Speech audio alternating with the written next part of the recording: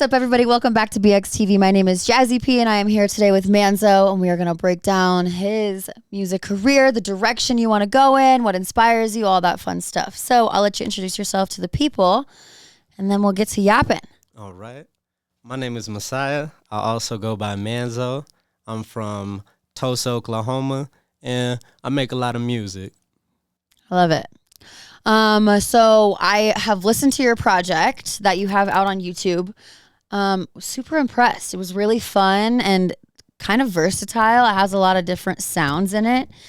I know we were chatting before this and you said that you did it yourself. What was that process like for you?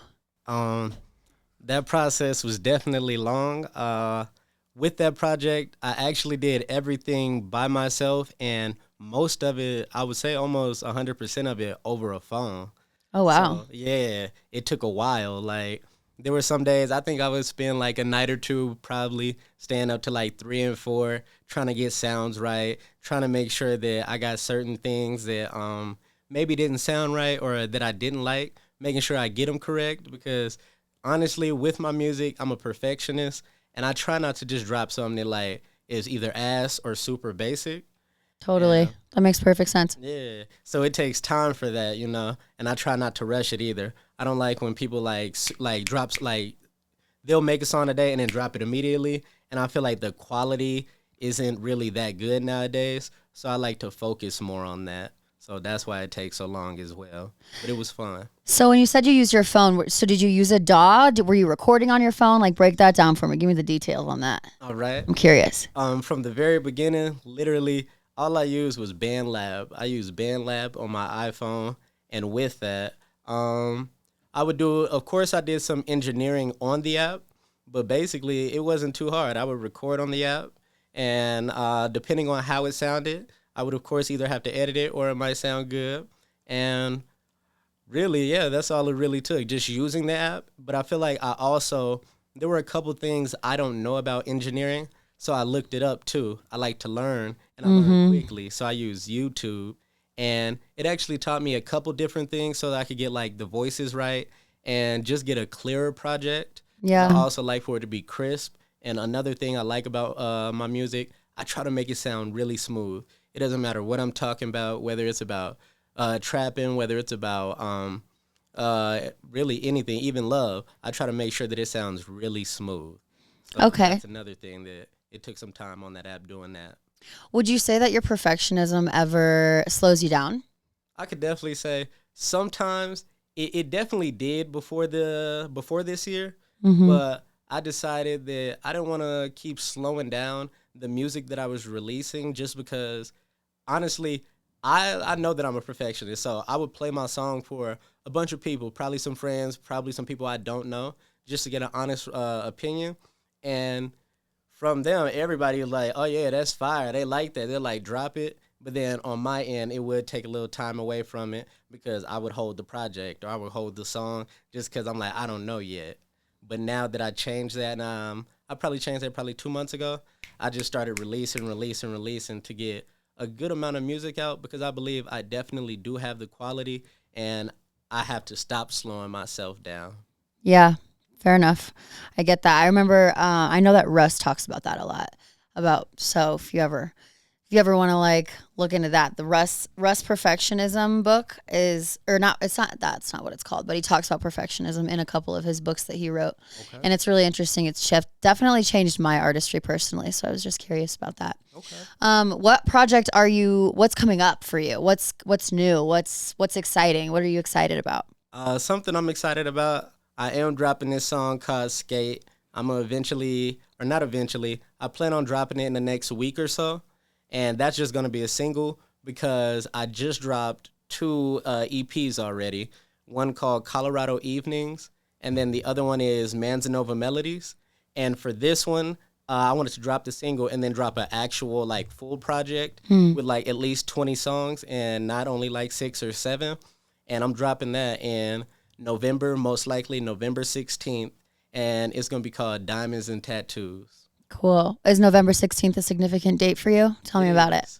November 16th is actually the day I was born. Oh, it's your birthday. Yeah, making it something like that. It's like my own birthday present, I I really like making music, so I would enjoy that, and that's what I decided to do for myself this year. That's awesome. And then, what would you say your sound is inspired by? Who are you listening to that you're like, oh, that was cold. Like, I really want to try something like this.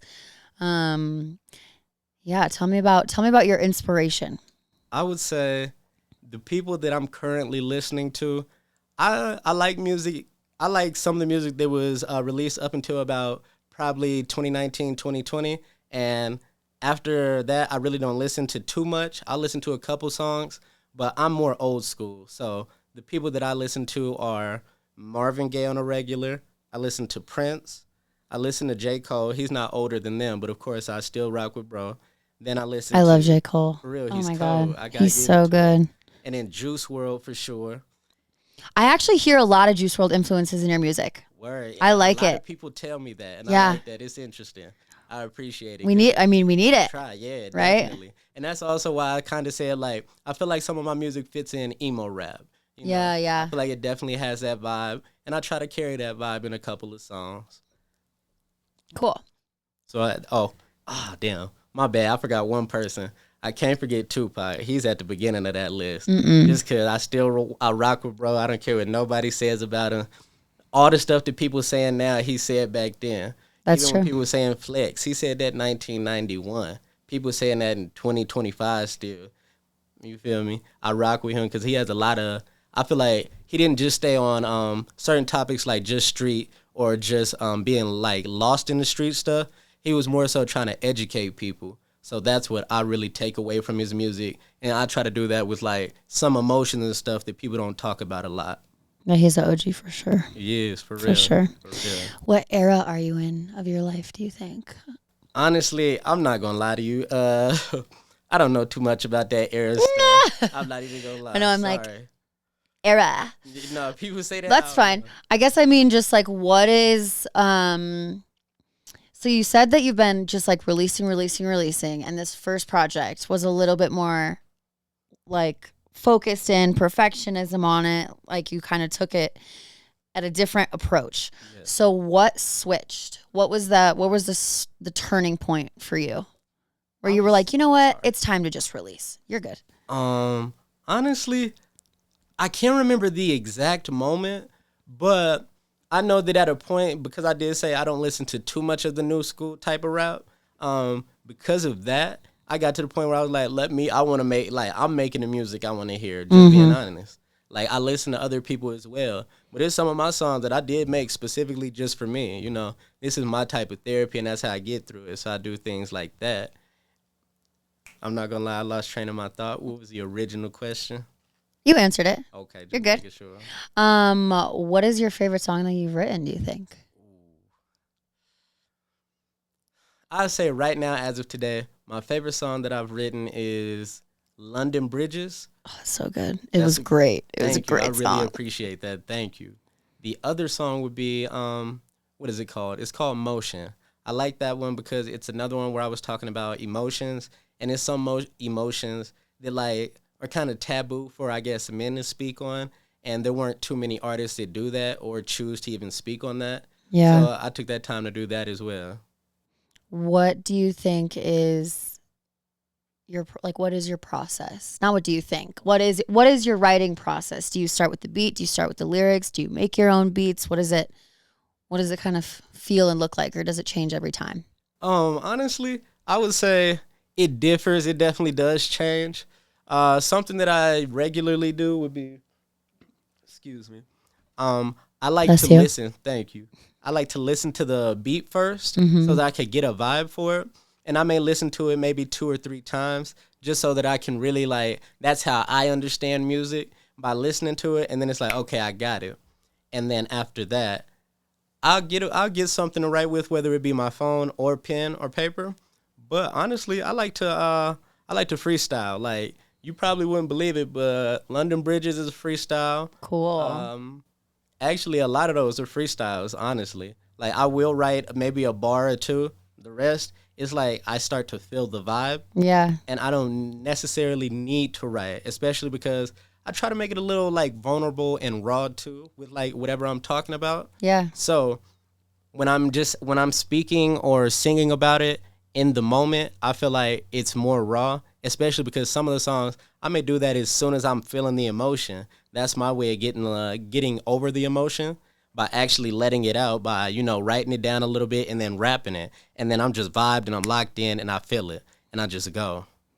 I feel you. That's my process. Cool. Well, that's a really, really unique process too. And also, like, I know that there's some people that just go straight into the booth, just show up, and they just do it. They're like, I'm in a mood. Yes. And they just go and do it. That's really impressive. Yes, Good ma'am. for you. Thank you. Okay, well, I would love to know how to find you on socials, online, on Spotify, Apple Music, all of the fun things.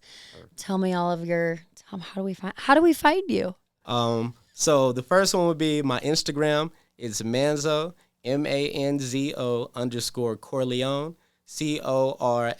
CORLEONE. And that's where you can find me.